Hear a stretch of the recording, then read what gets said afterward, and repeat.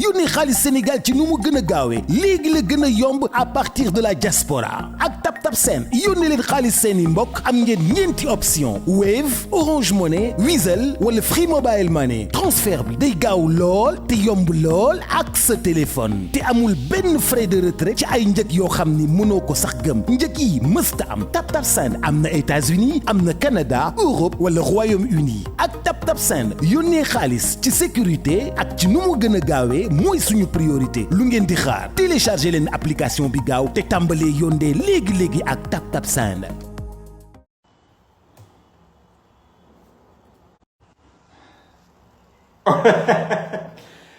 On l'a fait! On l'a fait les gars, on l'a fait. Alhamdulillahi rabbil alamin. Alhamdulillahi rabbil alamin. Xam naa ne kenn taluma instant bi ñëpp a ngi jubilé. waaye on l'a fait.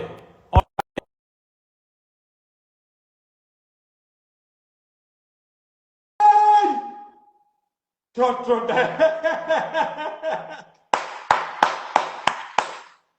day ñun ñooy ay gaynde. Gaynde!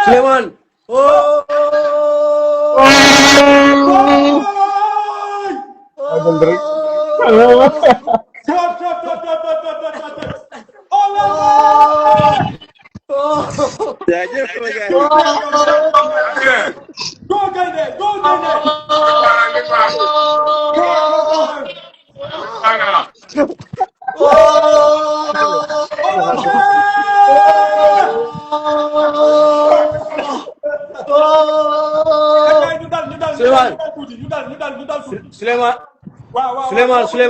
Souleymane, félicitations premièrement félicitations. jërëjëf. di wax yàlla wane na boppam. dëgg la. ça c'est honte pour l'Afrique naar yi dañoo bëgg a tapale carrément tapale bu xamante ni amul benn zigzag. Afrique day yàqu. keroog xam nga keroog maa la doon déglu nga ne. waaw nga ne yow li ngay gën a ragal mooy arbitrage. bien sûr. beneen gars yi xaw ma nee na adduna moo demee noonu. waaw gisoo Côte d'Ivoire Coupe d'Afrique Côte d'Ivoire nii la ñuy def. adduna yëpp xam na ne Côte d'Ivoire kii boobu dañu koy saké. naari loolu la ñu bëgg a def nii loolu la ñu bëgg a def nii mu leer. mais gisoo jërëjëf merci. na keneen ñëw Lamine. Jules félicitations. di la bëggaat bu baax a baax. bu ànd ak kontaan vraiment macha allah loo bëgg a wax. docteur xam nga man lan laay saluer. waaw. mentalité bu Lions yi am mentalité bi. dëgg la waaw. billaay walaay dafa ma dépassé. dëgg la ñu gérer affaire bi gérer penalty bi. ah non c'est incroyable mais nag naar yi nañu xam ne léegi ñun ñooy seen baay. dëgg la nañ ko nangu. kenn du ko dindi. maa ngi fekk ñëpp wàcc may gars yi. jaajëf Lamine jaajëf. d'accord. bu baax. kontaan bu baax a baax. waaw bëgg bu wér. waaw tey moom gars yi moom defaat nañ jaloore quoi mooy loolu. macha allah sant yàlla alhamdulilah. waaw sant Sadio Mané nag parce que lii yëpp moom Sadio lépp moom suñu gaal rek. waaw ñu dem bàyyi yeneen gars yi ñu dugg ok jaajëf waay kontaan nañ bu baax a baax. jaajëf mais Ba Bintou. docteur. mais ziar naa la. yàlla ñëw la de deuxième étoile seul. non yàlla day ñëw. non li neex na. yàlla jàmm yàgg. macha allah kontaan naa. jaajëf. ati gars yi bu ñam jox keneen. yàlla du nit. waaw docteur maa ngi lay nuyu. waaw Kaaw Modou Lo.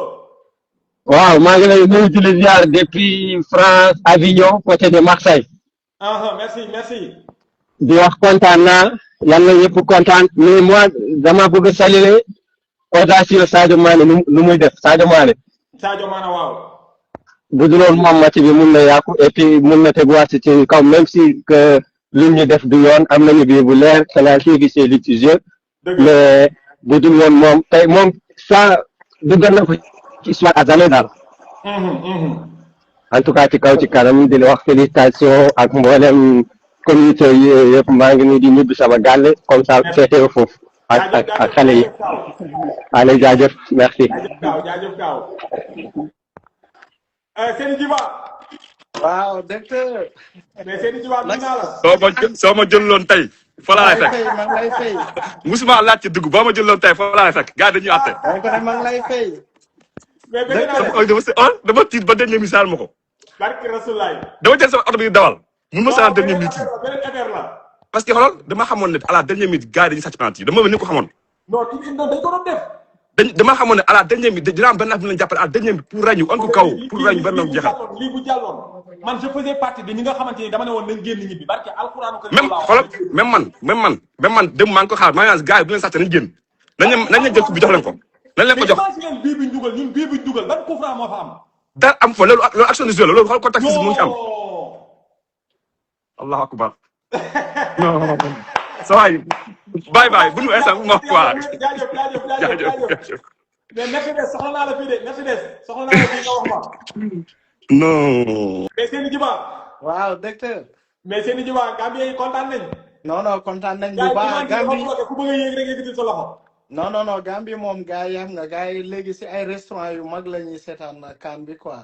waaw ñëpp ñu ngi kontaan de ñëpp ñuy jubilé quoi gis nga keroog maa ngi doon souligner affaire arbitrage bi xam nga. waaw.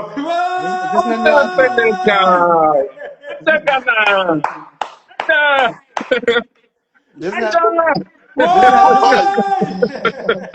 waaw maa ngi lay ziar.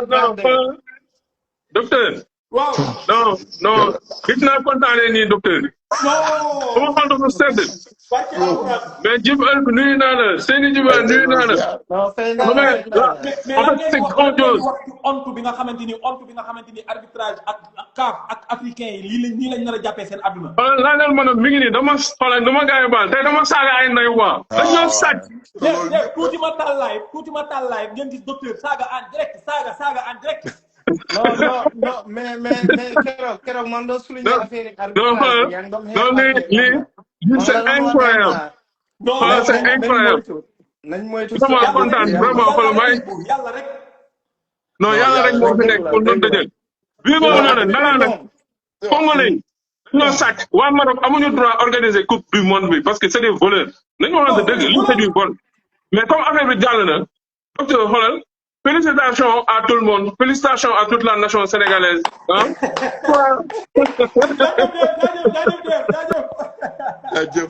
dama yuuxu bu mënu ma wax instant yi. mais non tey moom kontaan mais gis nga boo waree gagné. lii leçon bu mag la. joueurs yi dañu wàccoon dugg di dem. yow rek affaire yi jeexagul nga ñëwaat yàlla sutural la. dëgg rek mooy mujjee. dëgg rek mooy mujjee. dëgg rek kay mujjee. te action bii di am avant noonu pour man loolu bii la woon ndaxte ñu doon puusante. c'est n'importe quoi. mais bon. maa ngi génn dem yuuxu ci fete ji ak sama gars yi. jaajëf jàpp si yéen. non man kay damay wax félicitation am nga ñëpp kontaan nañ am nga man sa am nga mais penalty bi sa am nga maa ngi doon xalaat ne am nga lii du quoi parce que am nga aw ma si woon njot bul ñaaw comme Sénégal dañuy perdre final bi. confiance dëgg laa amoon quoi. confiance dëgg ba pare am nga Sadio Mané dafa defaat geste de leader moo woo gars yi mu ne ñu dellu si waat am nga comprendre nga. ba pare am nga nu mu def noonu la woon de bu ko defutoon même Sénégal buñ perdoon final bi am nga ñëw ñam nga dañ leen a suspend waaw dañ leen a suspend so geste bi rafet na yàlla ànd ak ñu nam nga so lii mooy football yàlla du seetaan yeneen i quoi amin kon nam nga bii bàyyi ma bàyyi la nga jël ñeneen nam nga merci Seyni merci beaucoup jërëjëf jaajëf Seyni Djiba jaajëf aca gars yi ku bëgg a yëg rek na tàllal loxoom gisatuma benn demande actuellement demande dafa bloqué di bég gars yi ci Sénégal di kontaan bu baax a baax on l'a fait on a mouillé le maillot les gars wane nañ ne que ay dëgg gaynde lañ ay dëgg champion lañ Mercedes envoyé na dama soxla mais mënul kii ku bëgg a yëg rek nga tàllal loxoom Serigne Diop mënoo yëg wane nañ ne que ay der lañ wala nañ ne que ay gaynde lañ Mercedes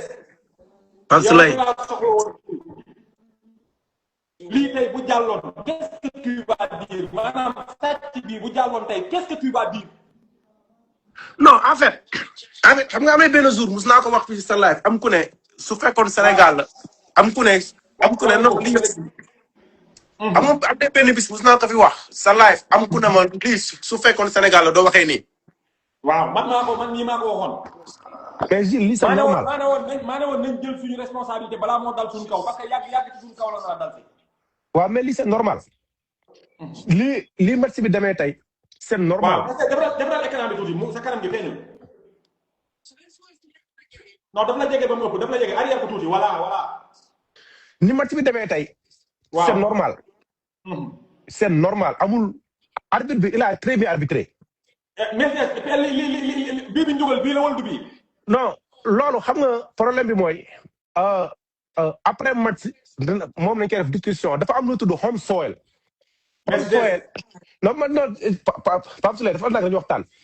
gis nga équipe chaque jour favorisé day am munoo nekk pays host nekk home soil jouer équipe bu mel ni Sénégal 90 minutes munoo ko dugal toujours whatever the case may bi rek moom toujours rek am na muy féetee kaw ida si side wala ci baat bi c'est pas parce que Sénégal moom lañu wàccee c'est pas parce que Maroc moom lañu jox favoriser mais situation bi mooy favoriser Maroc parce que ni situation bi demee yëpp ak final bi ni mu demee ak fi Sénégal jaar ak fi Maroc jaar nii la arbitre bi mën a arbitrer arbitre bi man du ma ko blâmer nii la arbitre bi mën a arbitrer mais arbitre bi doo ko blâmer jusqu'à ce que daf ñoo waroon a permettre dañoo waroon a sacrifier ñun ñi nga xamante ni on a mouillé le maillot ñu perdre la coupe à cause de l'arbitrage loolu nangu nga loolu yow nangu nga ko. ok pose nga ma question bu ma neex.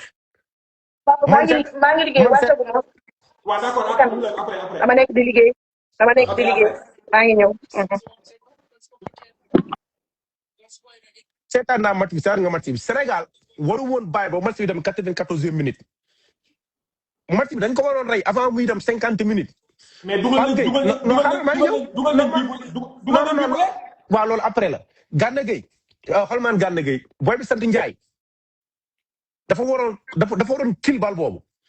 dëgg la 4e minute booy bi dugal tamu sant Gueye. ba bu ñuy mbëkk ci kaw góol bi daf ko waroon dugal. waaw mais sëgam loolu ñun am nañ opportunité bi dafuñu ko léegi situation bi léegi pousse nañu ba ñu dem si ay 94e minute ñun dugal nañ bii boo xam ne su fekkoon match régulier la arbitre bi da koy accordé. mais lan mooy match régulier ak lu dul match régulier man loolu laa bëgg a xam. ok parce que xam nga xaw ma nu ma la koy break down gis nga match de poule arbitrage ni muy mel ak qualification match bi ni arbitrage ni muy mel ak final arbitrage ni muy mel du bokk.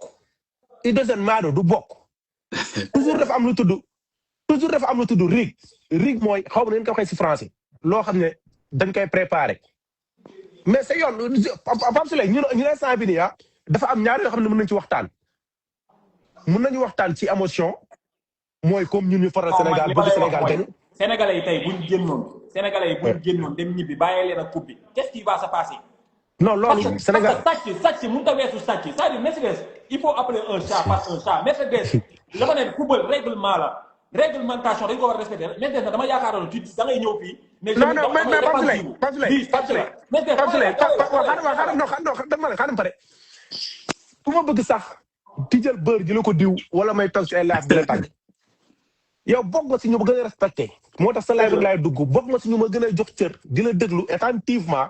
dëgg la parce que da ngay wax ak IQ bu high.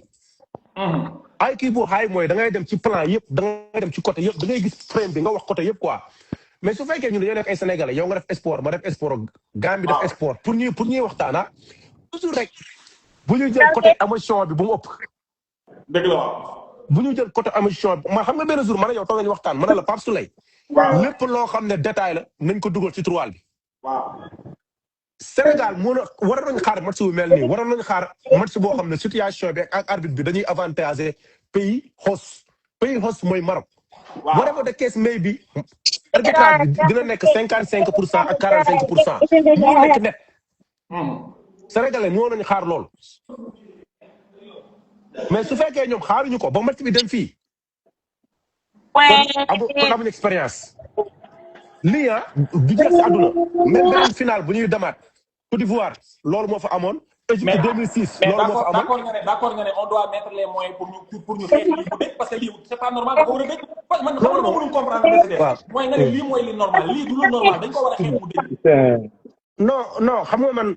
normal mais man li ma mën mooy nañu commencé di confortable si ñu bañ ñu favoriser il faut que ñu mën a confortable ñun si loolu quoi. comme tey bu ma ñëwee mënu ma jooy benn affaire di jooy di jàmbat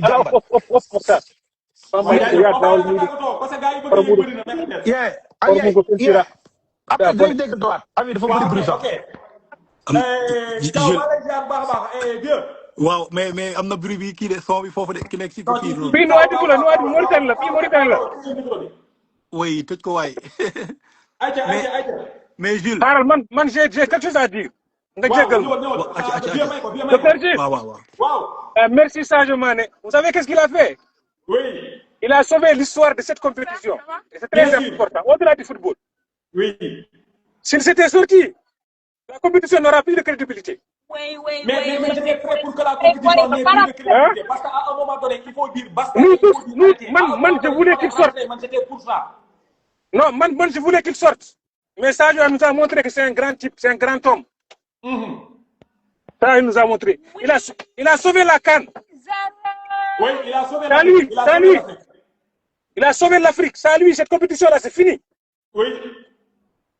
Ça, il faut reconnaître. Moi, je mettais Eto'o devant Sadio. Mais Sadio, c'est le meilleur en Afrique. Non, c'est le meilleur en Afrique. Et pour cette compétition, on doit créer un autre titre de meilleur joueur. Comme ça, Pape Gueye, qui mais Sadio doit avoir un titre exceptionnel pour lui seul. Oui, bien sûr, Pape Gueye a été notre meilleur homme. Non, c'est un joueur formé. Moi, je parle de formation. Pape Gueye, c'est un joueur formé. C'est pas comme les joueurs qu'on connaît en Afrique. C'est un joueur formé. Ba ci coupe du monde beeg fépp man lii nii barki alxuraanu karim on était prêt à prendre décision bi barki rasulullahi buñ ko jëloon ñëw ñibbisi population bi kenn du leen ci mere te football africain bi danañ ko yóbbuwaat tribunal de arbitral des sports ñu xoolaat ko parce que FIFA moomul nit ñi CAF moomul nit ñi buñ génnoon gerte dem ñibbi aussi tamit dañ koy lijjanti on peut pas se ranger derrière ay textes non da nga ne war a yóbbu football après dinañ ko xoolaat non quitte à ce que ñu suspendre ñu définitivement ree ñu sax histoire football ñoo xam. Jules, je suis d'accord avec toi. Si c'était à refaire tout de suite, moi, j'allais sortir. Si c'était à refaire, moi, je sors. Bien sûr. Mais Sadio nous a montré autre chose aujourd'hui. Il faut reconnaître sa grandeur. Ce gars, il mérite tous les honneurs.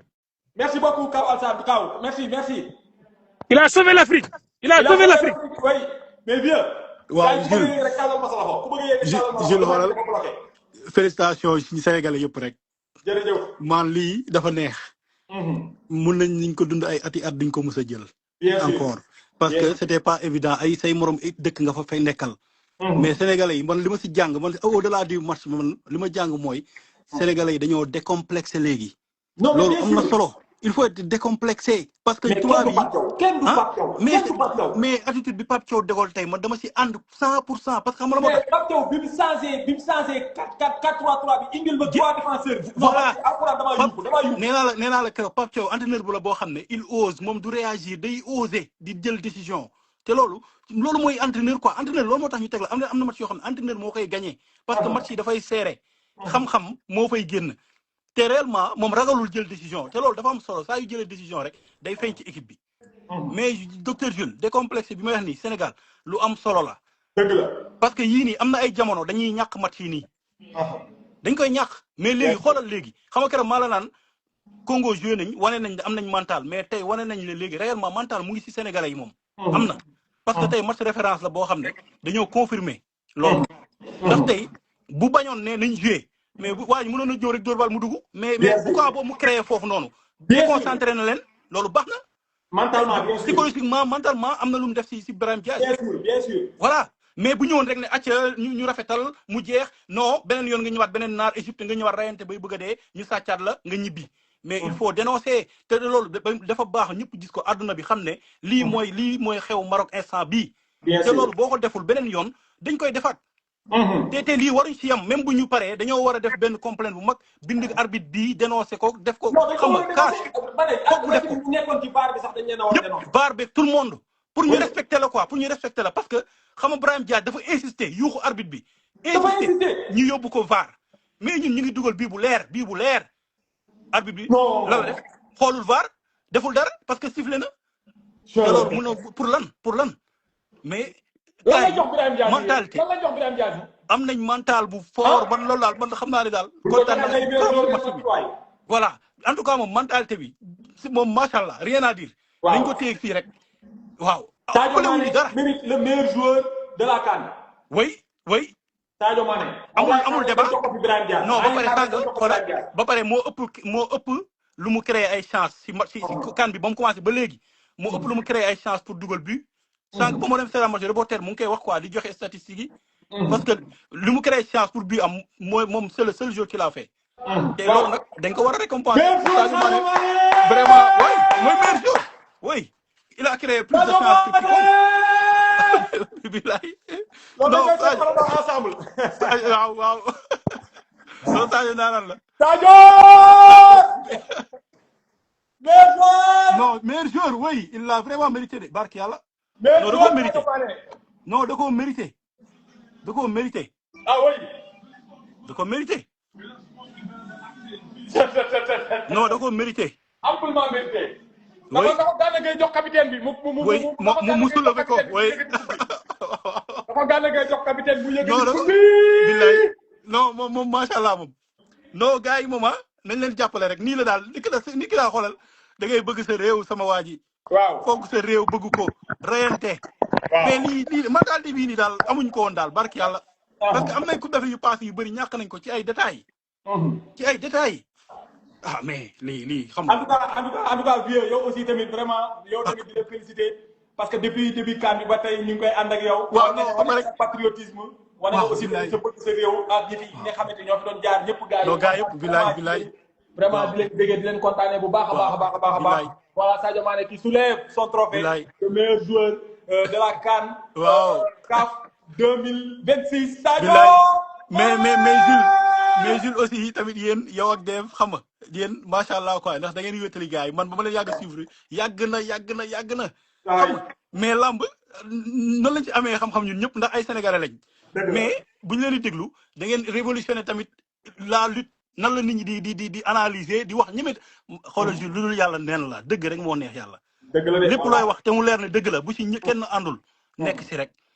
ñii di nekk si live bi di seetaan chaque fois dañuy apprécier te dañuy gis li ngeen di def parce que da ngeen taxaw jël seen camp ne lii moo am lii mooy dëgg nañ koy waxee nii la amee mais boo nekkoon topp ci li gars yi di def chaque fois répétition lay doon rek loolu min nañ ko mais li ngeen def nii tax na poussé na mbër yi nga xam ne ay nit lañ tamit ñu ngi góorgóorlu xam ne li ngeen di wax mooy dëgg parce que nit ñi dofuñu quoi loo leen dugal seen bopp yi xam nañ lan mooy dëgg wala bu dul dëgg nit ñi di ñëw di leen topp di leen seetaan tamit xam nga dañuy apprécier quoi vraiment waaw ci kaw sa kanam daal dina kontaanee merci beaucoup félicitations à toute l'équipe et félicitations à tout le peuple sénégalais vraiment di remercier ñëpp ñi nga xamante ni ñooñu àndoon ak ñun ci Coupe d'Afrique bi vraiment depuis le début ba ki nga xamante ni yegsi nañ ci on l'avait cru gëmoon nañ ko yàlla suñu borom suturaal nañu ñu def ko yàlla rek mën nag kenn mënul yàlla rek mën peuple sénégalais képp kenn koo xamante ni rek jàpp nga ci ak noo ci mën di jàppee rek alhamdulilah sa bopp nga ko defal donc Sénégal lañ am yàlla wane na que tey moom moo yor le dernier mot félicitations à toute l'équipe félicitations à tout le peuple sénégalais vraiment macha allah wane ngeen ne ay patriotes ngeen wane ngeen ne bëgg ngeen seen dëkk tey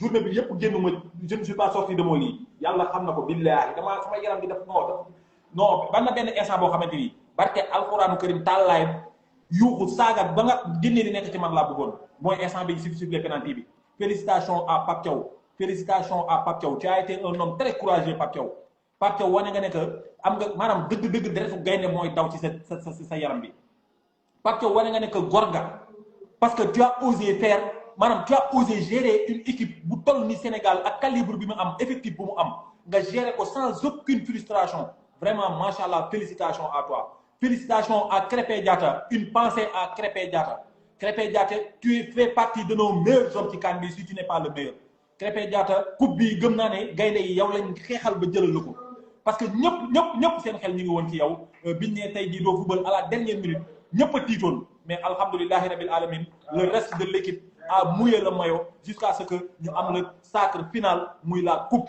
muy suñu deuxième étoile ci nga xamante ni moom mooy suñu maillot alhamdulillahi rabbil alamin félicitations à Sadio Mané tu as été un grand homme aujourd'hui parce qu'à un moment donné tu as réécrit l'histoire africaine lii meilleur joueur bi dama doon xaar ñu jox la ko parce que li nga def nii tey tu as sauvé la CAF da nga sauver football africain da nga sauver li nga xamante ni moom mooy réputation wu CAF parce que lii nii tey bu jàlloon maanaam football africain dootuñ ko considérer ci àdduna bi mais heureusement Pape Thiaw tu as bien fait de faire sortir l'équipe parce que pression boobu noonu baax na ci parce que dëgg dañ ko war a xeex Mercedes je ne serai jamais d'accord ak yow Mercedes jamais de la vie du mës a ànd ak yow injustice dañ ko war di xeex jusqu'à la fin du monde mënuma comprendre nga naan injustice c'est normal non Mercedes il faut le dénoncer il faut le dénoncer jusqu'à la dernière énergie à un moment donné je félicite ki nga xamante ni mooy Pape Thiaw faire rentrer l'équipe dans les vestiaires et c'était effectivement normal tout le monde a applaudi suñ ñu sanctionné woon le restant de notre vie ñu bañ a bokk ci benn compétition sax on serait fiers et je sais que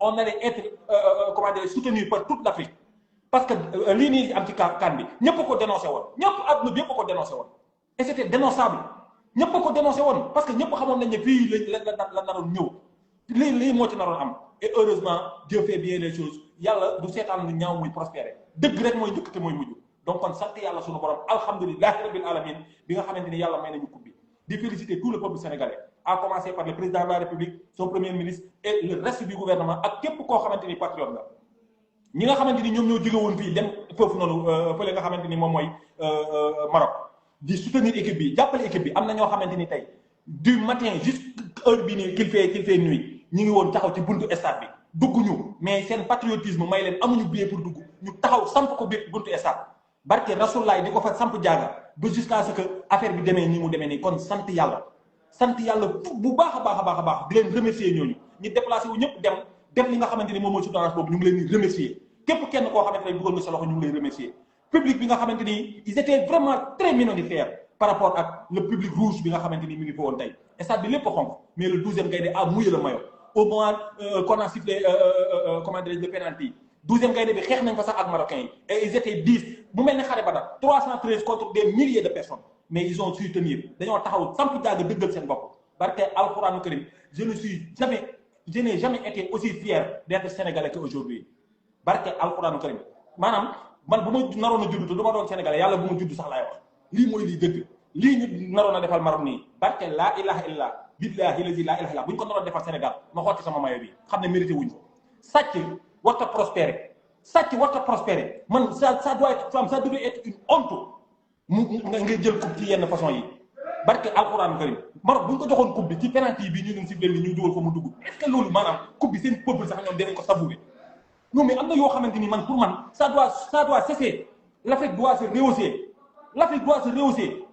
yi ñu dépasser bassesse yi et il faut le dénoncer jusqu'à la dernière énergie en tout cas félicitations à tout le monde félicitations à mon public le public NTA le public des Lamb Diaspora le public Dr Jules maa ngi leen di remercier ak ñëpp ñi nga xamante ni jaaroon nañ fi participer ci li nga xamante ni mooy CAN bi di leen kontaanee bu baax a baax di leen béggee di leen kontaanee ah oui Ama Baldé na yéeg ci kaw bisu Lions yi wàcc si fii instant yi fi mu toll nii prison yi sax dañ ko war a ubbi gaa yi génn prison yi sax dañ ko ubbi gaa yi génn Des Lamb Diaspora sama 5 minutes yi damaa bëgg nga daggal ma ko dugalal ma ko ngir yàlla ak yonent bi parce que li may wax ni sama xol bi laa ko tibbee je n'ai jamais été aussi fier d'être sénégalais qu'aujourd'hui wallahi lazim yàlla li nga ma defal ci lu gën a rëy ci àdduna mooy li nga ma juddloo ci peuple bu digne bu fier bii nii damay xool sama mbokk compatriotes yi ñu nekk ci terrain bi di xeex comme ay gaynde à un moment donné Chérif Ndiaye d'accord il a raté benn but boo xamante ni but bu ñu war a transformer la mais xoolal action bi nga xamante ni def na ko am na benn instant boo xam ne dafa xaru dem taakale ji en tant que attaquant de pointe bu noonu taxaw lii laa ko doon waxee newoon naa la match bi détermination moo koy gagné détermination du début jusqu'à la fin te loolu la gaynde yi wane baal nañ leen bépp erreur boo xamante ni def ngeen ko kon insha allahu rabbi ñu ngi leen di xaar à bras ouverts suba décret bi wàcc na wala wàccagul Diomaye bind na ko wala bindagu ko yaa xam nag boo ko bindee boo ko bindul man liggéeyu juuma fii laa la koy waxee yow Sonko yow laay waxal boo ma xaaree suba doo ma gis yow boo ma xam ko liggéey juuma suba ci kàttanu yàlla ak maa xam dañoo fas yéene féete ba fajal ñu dem taxaw buntu pale xaar Lions yi insha allahu rabbi ñun ñooy organiser accueil bi nag ku bëgg a dugg si rek ñëwal seet si ma ndax bu 2021 bi bokkoon naa ci comité d'organisation bi au palais de la République donc kon na ngeen ñëw on vous accueille on vous attend à bras ouverts insha allahu rabbi ñu teeru gaynde yi teral leen ñu jox leen nag ay récompenses yu dul parce que mérité nañ ko non ñii non barke alxuraanu karim équipe nationale bi ngeen seddalee sama xol bi sax dafa ëpp yàlla na leen yàlla suñu borom fay defal fulal leen lépp lu ngeen bëgg seen àdduna yàlla na leen ko yàlla suñu borom defal gars yi kontaan naa vraiment dafa kontaan yem xaw ma ban mot laa war a utiliser pour exprimer encore une fois sama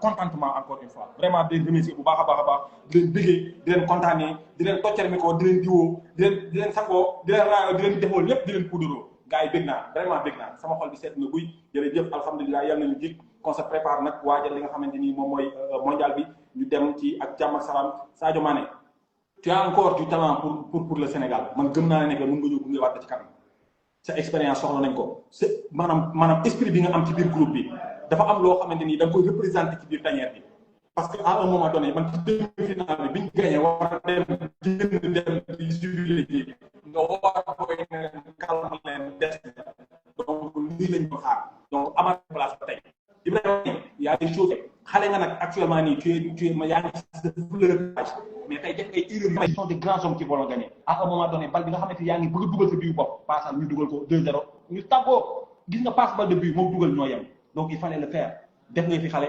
alhamdulilah ñu ngi sant yàlla il faut ñu toggaat la ba nga gën a ñor man d'accord naa ak Pape Thiaw lu tax mu lay indi comme 12e moom parfois da ngay def ay gestes xale mais kontaan naa ci yow wax dëgg yàlla amuñu sa fay ndax heure boo ñëwee indi nga li nga war a indi le reste de l'équipe awma seen fay vraiment comment dirais-je Mamadou Sarr le fils de Pape Sarr le digne fils de son père Mamadou Sarr tu as été un très grand homme xoolal tey lu toll ne demi-finale nga remplacer calibre bu toll ne Kalidou Koulibaly ci suñu défense Sénégal bi nga yaakaar ne nga foog ne man nga xam ne man dama ne woon Kalidou Koulibaly fii ba àdduna di tukki dootuñu am défenseur bu mel ne moom nga ñëw war a nekk da nga imposé wu actuellement nii yow tey ji bu ñu la tegoon yow ak Kalidou Koulibaly ba ne ko war a départ man ñeme naa laa samp te Kalidou Koulibaly ci maa bi man ñeme naa loolu man kon wane nga ne que doomu gaynde lay doon di la sant di la gërëm Mamadou Sarr Krépin Diatta je ne cesserai de le dire tu as été notre meilleur homme ci CAN bii ni ñu nekk nii di la sant bu baax di la gërëm Mendy Edouard sama njaago bi kontaan naa ci yow bëgg naa la vraiment penalty bi tey Birane Dia dafa doon nekk naan day jéem a yee yaay ne day palenka xaw ma day cos xaw ma day pisnet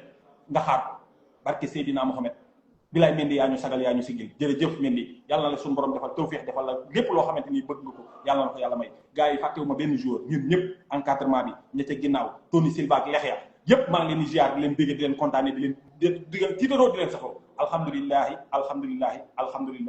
yàlla nañu jig jubilé bi nag gars yi nañ def ndànk rek bu kenn gaañ kenn bu buuxante am na xool yi ànd doon benn niñ maa ngi koy dem wuti ndam li nañ maa ngi koy feetuwaat ko affaire bi neex vraiment macha allah di leen kontaanee di leen bëggee di leen jaajëfee bu baax a baax Sénégal.